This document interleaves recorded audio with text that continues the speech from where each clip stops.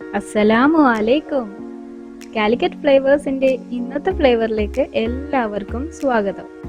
ഇന്ന് നമ്മൾ നല്ല മട്ടൻ പ്രായി ആണ് ഉണ്ടാക്കുന്നത്. ഇത് മസാലപ്പൊടികളൊന്നും ചേർക്കാതെ തന്നെ ഉണ്ടാക്കിയെടുക്കാൻ പറ്റുന്ന നല്ല ടേസ്റ്റുള്ള ഒരു കറിയാണ്. ഇത് നമുക്ക് ചോറിൻ്റെ കൂടെയും ചപ്പാത്തിൻ്റെ കൂടെയും പിന്നെ നെയ്ച്ചോറിൻ്റെ കൂടെയൊക്കെ നല്ല കോമ്പിനേഷനാണ്. പിന്നെ ഇത് ഉണ്ടാക്കിയെടുക്കാനും നല്ല എളുപ്പമാണ്. അപ്പോൾ നമുക്ക് വേഗം പോയി കറി ഉണ്ടാക്കിയാലോ. ബിസ്മില്ലാ. ആദ്യം നമുക്ക് കുറച്ച് ഇൻഗ്രീഡിയൻസ് ഒക്കെ റെഡിയാക്കി വെക്കാനുണ്ട്. അപ്പോൾ അത് എന്തൊക്കെയാണെന്ന് നോക്കാം. നമുക്ക് ഒരു ഉള്ളി വേണം. അത് ഞാൻ നേരിയതായിട്ട് അരിഞ്ഞു വെച്ചിട്ടുണ്ട്.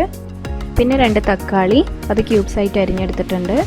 പിന്നെ വറ്റൽമുളക്, അതൊരു 7 എണ്ണം എടുത്തിട്ടുണ്ട്.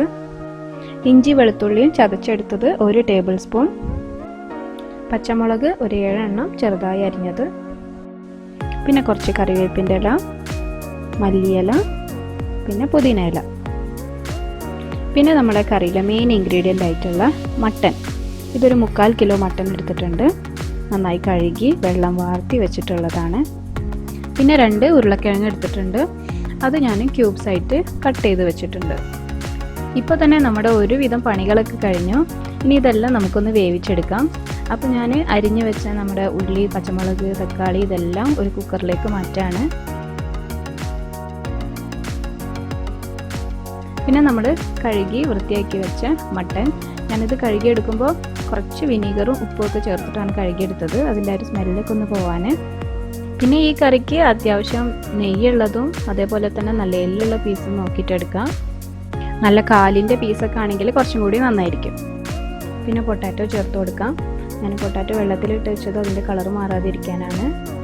പിന്നെ നമ്മൾ എടുത്തു വെച്ച ഇഞ്ചി വെളുത്തുള്ളി പേസ്റ്റ്, ഇത് 1 ടേബിൾ സ്പൂണിനെക്കാട്ടും കുറച്ചധികം ഉണ്ട് കേട്ടോ. പിന്നെ ആവശ്യത്തിനുള്ള ഉപ്പ് ചേർത്ത് കൊടുക്കാം.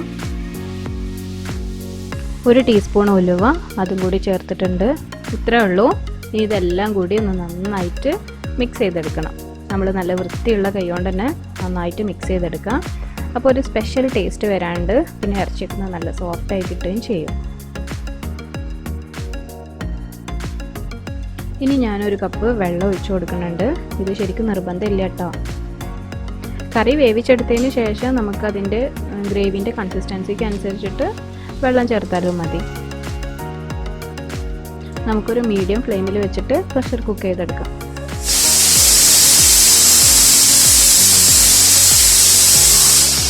ഇപ്പോൾ 3 വിസിൽ വന്നിട്ടുണ്ട്. ഞാനിതിലെ പ്രഷറൊക്കെ പോയതിന് ശേഷം തുറക്കാണ്. പിന്നെ നിങ്ങൾ മട്ടൻ്റെ വേവിനനുസരിച്ചിട്ട് ഇതൊക്കെ മാറ്റം വരാം. ഇനി ഇതിലേക്ക് നമുക്ക് ഒരു ഇൻഗ്രീഡിയൻറ്റും കൂടി ചേർക്കാനുണ്ട്. അതാണ് കഞ്ഞിവെള്ളം. പക്ഷെ ഞാനിവിടെ ഇപ്പം സാധാരണ വെള്ളം തന്നെയാണ് ചേർത്ത് കൊടുക്കുന്നത്, നല്ല തിളച്ച വെള്ളം. കാരണം ഞാനിതിൻ്റെ കൂടെ ചോറല്ല ഉണ്ടാക്കിയിട്ടുള്ളത്. അപ്പോൾ നിങ്ങളുടെ കയ്യിൽ കഞ്ഞിവെള്ളം ഉണ്ടെന്നുണ്ടെങ്കിൽ അതന്നെ ചേർത്ത് കൊടുക്കണം. അപ്പോൾ നമ്മളെ കറിക്ക് നല്ലൊരു കൺസിസ്റ്റൻസിയും കുറച്ച് തിക്നെസ്സും പിന്നെ കുറച്ച് നല്ല വേറൊരു കളർ തന്നെ ആയിട്ട് മാറും.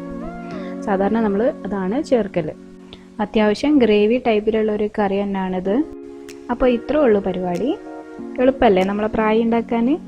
മട്ടനൊക്കെ ഇഷ്ടമുള്ളവരാണെങ്കിൽ ഒരു പ്രാവശ്യമെങ്കിലും ഇത് ട്രൈ ചെയ്ത് നോക്കണം. നിങ്ങൾക്ക് എന്തായാലും ഇത് ഇഷ്ടമാവും. ഇത് എൻ്റെ വല്യമ്മാൻ്റെ ഉമ്മാൻ്റെ സ്പെഷ്യലായിരുന്നു. എൻ്റെ അമ്മയാണ് എനിക്കിത് പഠിപ്പിച്ചു തന്നത്. അപ്പോൾ തലമുറകളിലൂടെ പകർന്നു വന്ന ഈ കറി നിങ്ങളും കൂടി ഒന്ന് ട്രൈ ചെയ്ത് നോക്കൂ.